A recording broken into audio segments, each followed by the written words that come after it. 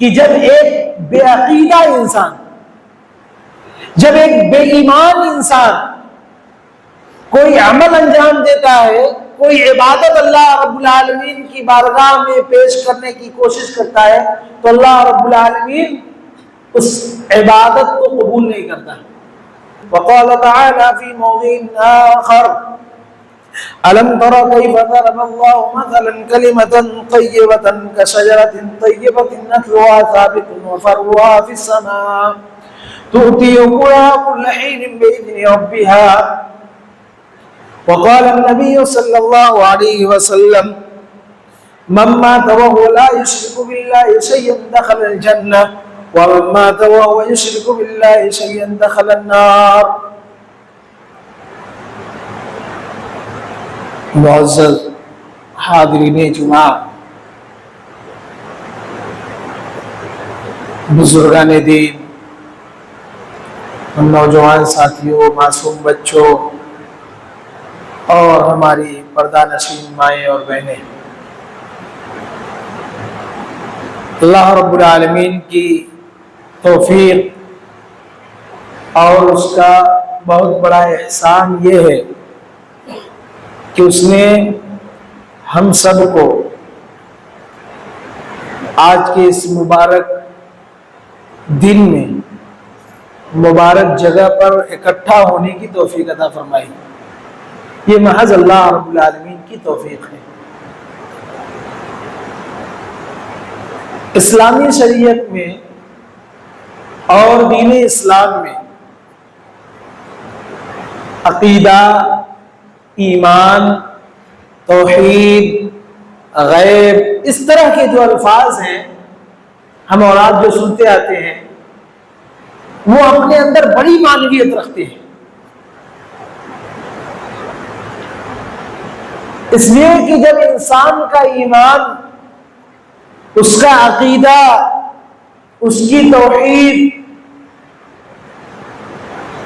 اللہ اور اس کے رسول کے مرضی کے مطابق نہ ہو، تب تک انسانی زندگی پر اس دین کی وجہ سے جو انقلاب رونما ہونا چاہیے وہ نمایاں نہیں ہوتا۔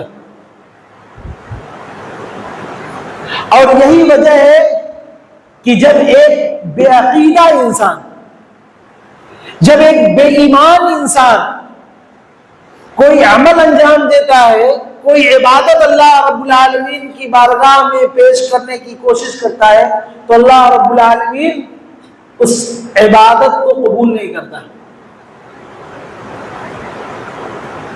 اسی لیے اللہ کے نبی صلی اللہ علیہ وسلم مکہ میں پورے 13 سال تک، سمجھ رہے ہیں، پورے 13 سال تک اللہ کے نبی صلی اللہ علیہ وسلم ہر خاص و عام کے مجمع میں صرف اسی بات کی دعوت دیتے رہے، کیا؟ قولوا لا الہ الا اللہ۔ سمجھ رہے ہیں؟ تم صرف لا الہ الا اللہ کہہ دو، تفلحوا، کامیاب ہو جاؤ گے۔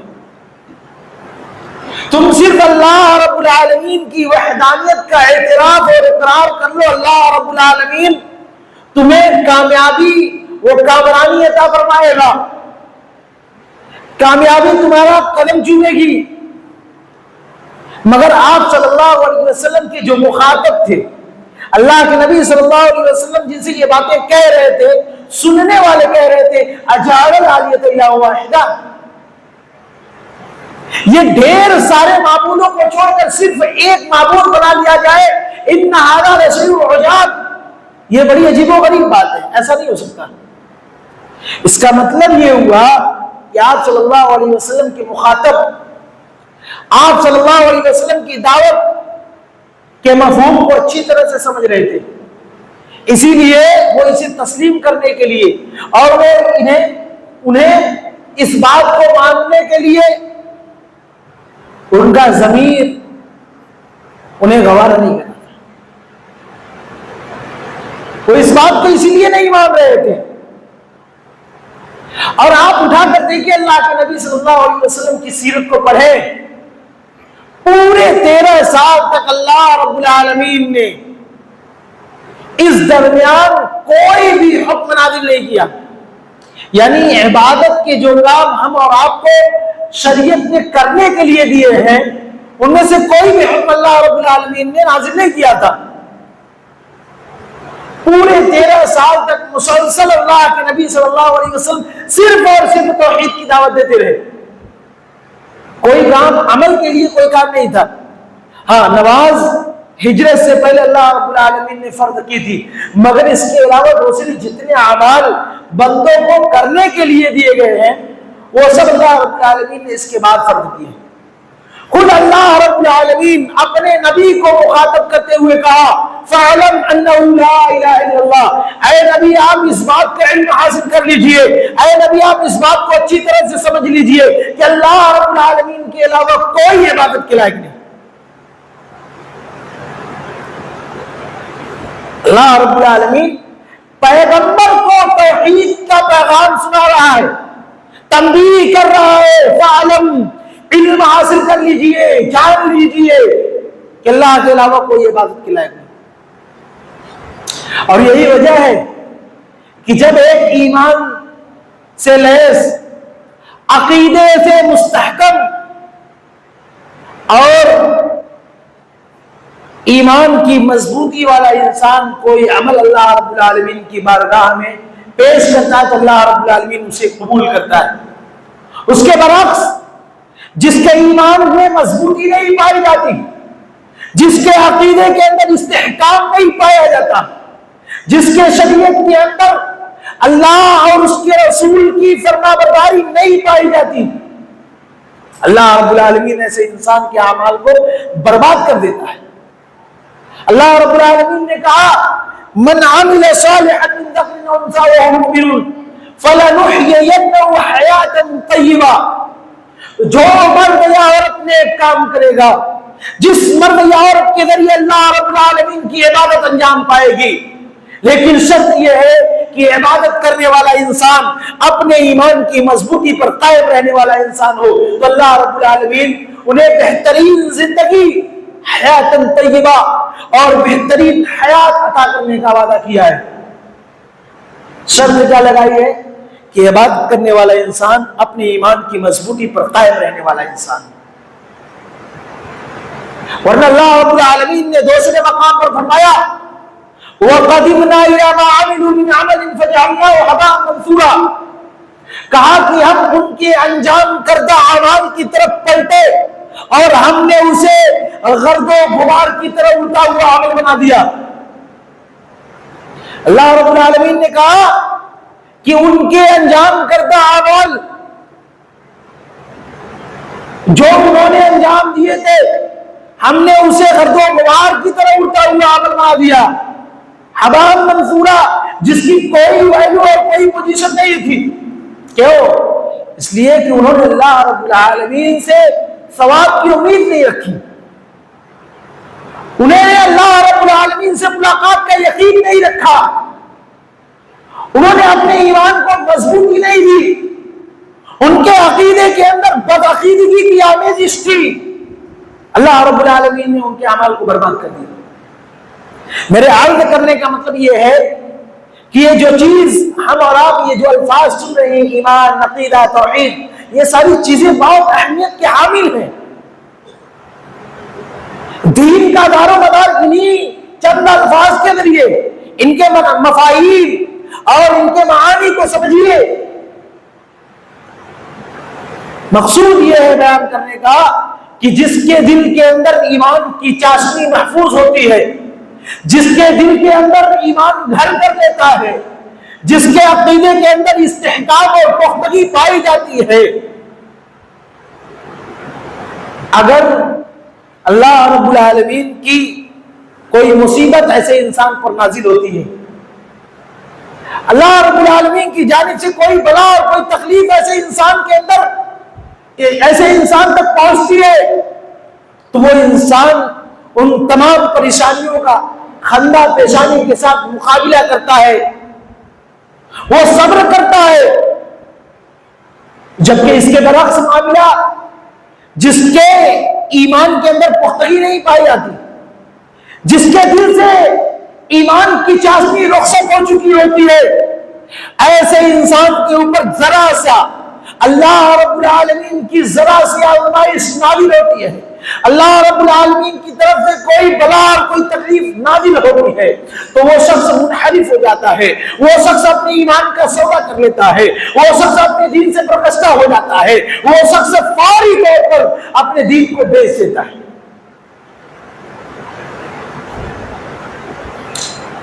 آپ ذرا سوچیں، اللہ کے نبی صلی اللہ علیہ وسلم کے زمانے میں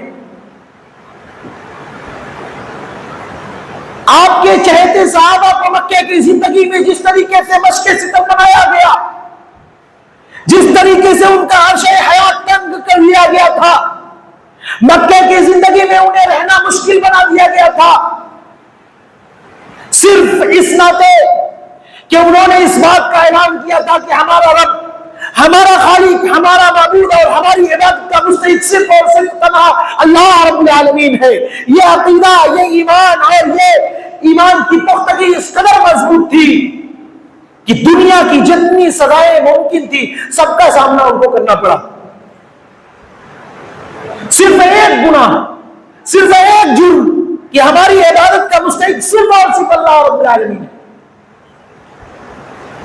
تلوار کے ذریعے، برچھیوں کے ذریعے، گرم اور تپتی ہوئی ریت پر لٹا کر جس طریقے سے بلال، عمار بن یاسر، ان کے والد اور ان کے والدہ کو مشق ستم بنایا گیا، یہ ایک دردناک باب ہے۔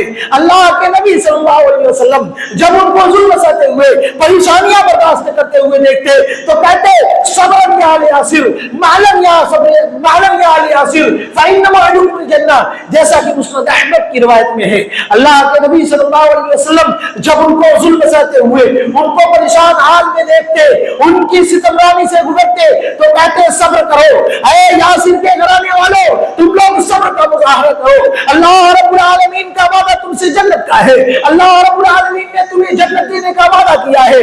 وہ جنت جو انہیں نظر آ رہی تھی، اس جنت کے نتیجے میں دنیا کی یہ سزائیں انہیں بہت حقیر اور بالکل معمولی معلوم ہو رہی تھی۔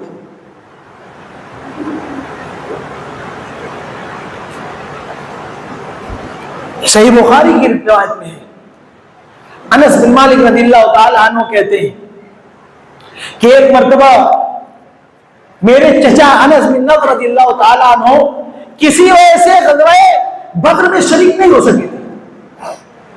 آپ ذرا سنیں،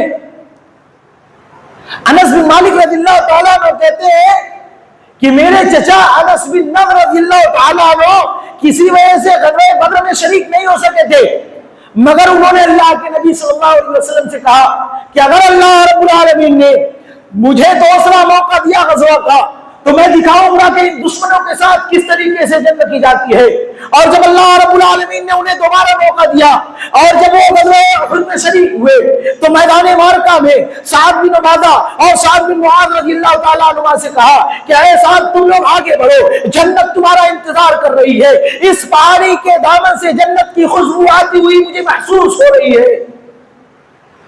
انس بن مالک رضی اللہ تعالیٰ عنہ کہتے ہیں کہ پھر وہ آگے بڑھے، میدان معرکہ میں وہ جافروشی، وہ جافشانی دکھائی کہ دشمنوں کے درمیان انہیں قتل کر دیا گیا۔ 70 سے زائد تلوار اور نیزے برچیوں کے گھاؤ ان کے جسم پر تھے، ان کے جسم کو اس طریقے سے کاٹ دیا گیا تھا کہ صحابہ اکرام ان کی شناخت نہیں کر پا رہے تھے، انہیں کوئی پہچان نہیں پا رہا تھا۔ وہ تو ان کی بہن آئی، یعنی انس بن مالک کی پھوپھی، وہ آئی تو ان کی انگلی کے کسی نشان کے ذریعے وہ پہچان سکی تھی کہ یہ میرے بھائی انس بن نضر رضی اللہ تعالیٰ عنہ ہیں۔ اس حدیث کو بیان کرنے کا مقصد یہ ہے کہ اللہ کے نبی صلی اللہ علیہ وسلم کے زمانے میں یہ جو واقعہ پیش آیا تھا، انس بن مالک رضی اللہ تعالیٰ عنہ کے چچا انس بن نضر رضی اللہ تعالیٰ عنہ جو کہہ رہے تھے کہ اس پہاڑی کی پیچھے سے جنت کی خوشبو آتی ہوئی مجھے محسوس ہو رہی ہے، اس پہاڑی کے پیچھے کون لوگ تھے؟ اس پہاڑی کے پیچھے کیا تھا؟ میرے دوستو، وہ آپ کے دشمن تھے، وہ مسلمانوں کے دشمن ننگی تلواریں لے کر کھڑے تھے، آپ کا مقابلہ کرنے کے لیے، جنگ کرنے کے لیے آئے تھے۔ اور انہیں وہ جنت کی خوشبو نظر آ رہی تھی. میدان معرکہ میں دشمنوں کی تلواریں انہیں جنت نظر آ رہی تھی. یہ ایمان کی طاقت تھی، یہ عقیدے کا استحکام تھا جو ان سے کہلوا رہی تھی کہ جنت کی خوشبو پہاڑی کے پیچھے سے، پہاڑی کے دامن سے مجھے آتی ہوئی محسوس ہو رہی ہے. یہ واقعہ رہتی دنیا تک کے انسانوں کے لیے عبرتناک ہے. اللہ کے نبی صلی اللہ علیہ وسلم اور صحابہ اکرام نے جو پریشانیاں برداشت کی اسلام کے تئیں، انہوں نے جو جو تکلیفیں جھیلی ہے، ہم اور آپ رونا روتے ہیں کہ آج مسلمان پوری دنیا میں بہت پریشان ہے، مسلمانوں کے ساتھ اس طریقے سے برتاؤ کیا جا رہا ہے. آپ تاریخ اٹھا کر کے دیکھیے، صحابہ اکرام نے جو پریشانیاں جھیلی ہے، جو تکلیفیں برداشت کی ہے انبیاء اکرام نے، ان کا ہم کیا بتایا جائے. اس کا اسے حیثیت تک ہم کو کبھی پریشان نہیں کیا گیا. اور میں سمجھتا ہوں کہ ہمیں آج تک اسلام کے نام پر، آپ سمجھیے، اسلام کے نام پر زبردستی ہمیں ایک وقت تک بھوکا رہنے اور فاقہ کشی کرنے کا بھی موقع نہیں ملا ہے، یقین کے ساتھ میں کہہ رہا ہوں.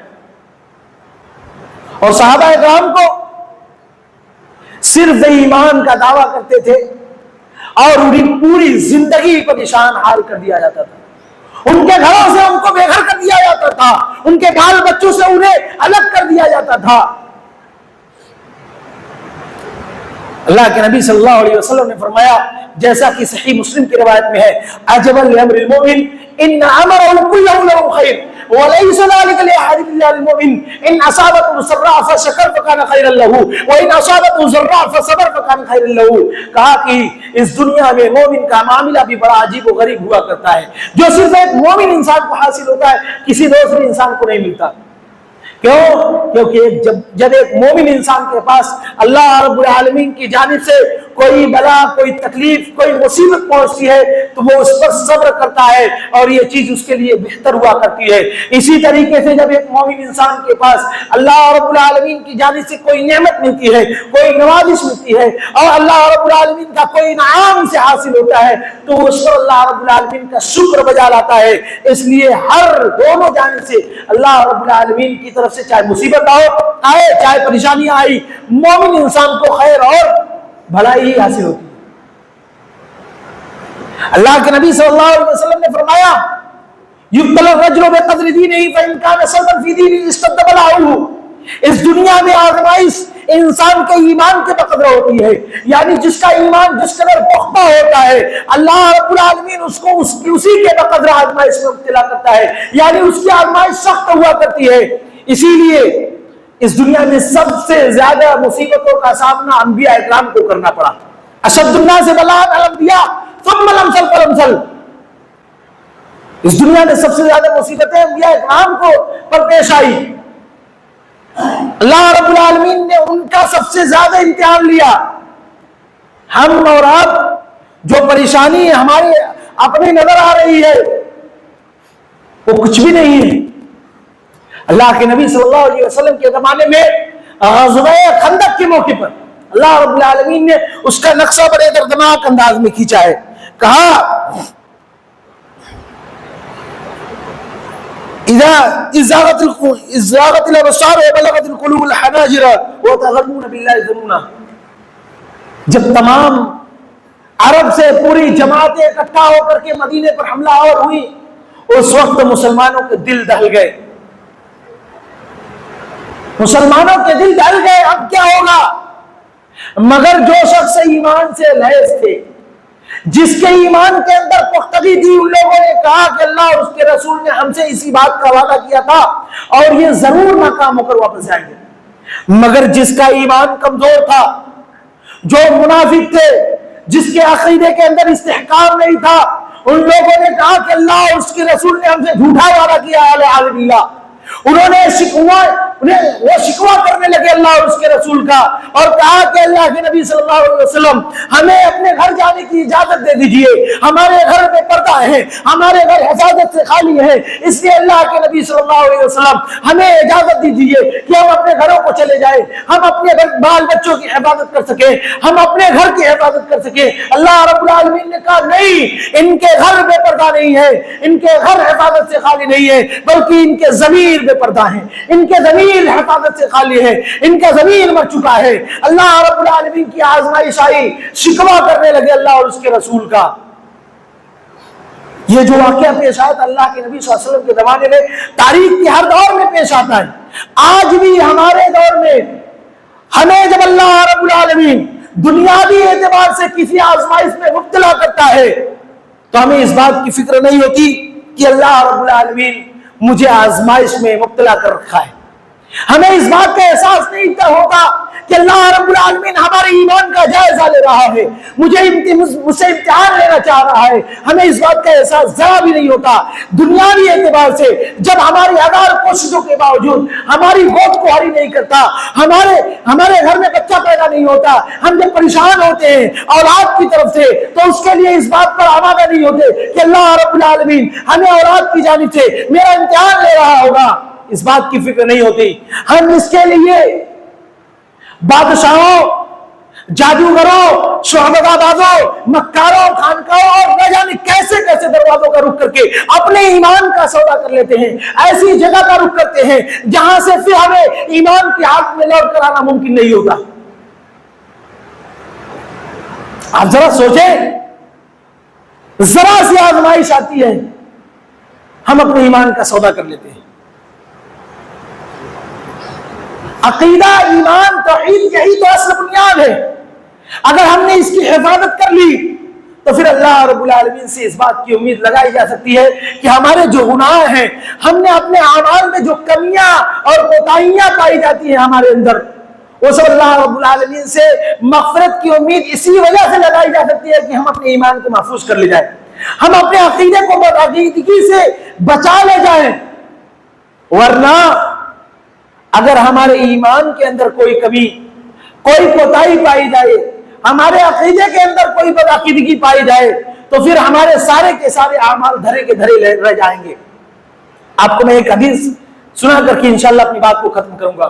اللہ کے نبی صلی اللہ علیہ وسلم کی بہت پیاری حدیث، سنن ترمذی کی روایت میں اللہ کے نبی صلی اللہ علیہ وسلم نے فرمایا کہ کل قیامت کے دن ایک گنہگار شخص کو لایا جائے گا، سمجھ رہے ہیں، ایک آخری شخص کو لایا جائے گا اور وہ انتہائی زیادہ گنہگار شخص، اس کا نام اعمال اس کے ہاتھوں میں دیا جائے گا اور وہ 99 رجسٹر ہوں گی، 99 رجسٹر، اور سارے کے سارے رجسٹر گناہوں سے بھرے ہیں، اور ایک رجسٹر کی لمبائی اور چوڑائی آپ کو پتا ہے، تحد نگاہ، آپ جہاں تک ایک سارا میں آپ دیکھیں جہاں تک دکھائی دے اتنا لمبا اتنا چوڑا یہ رجسٹر، ایک رجسٹر ہے، اور اس طریقے سے 99 رجسٹر ہے، اور وہ سارے کے سارے رجسٹر گناہوں سے بھرے پڑے۔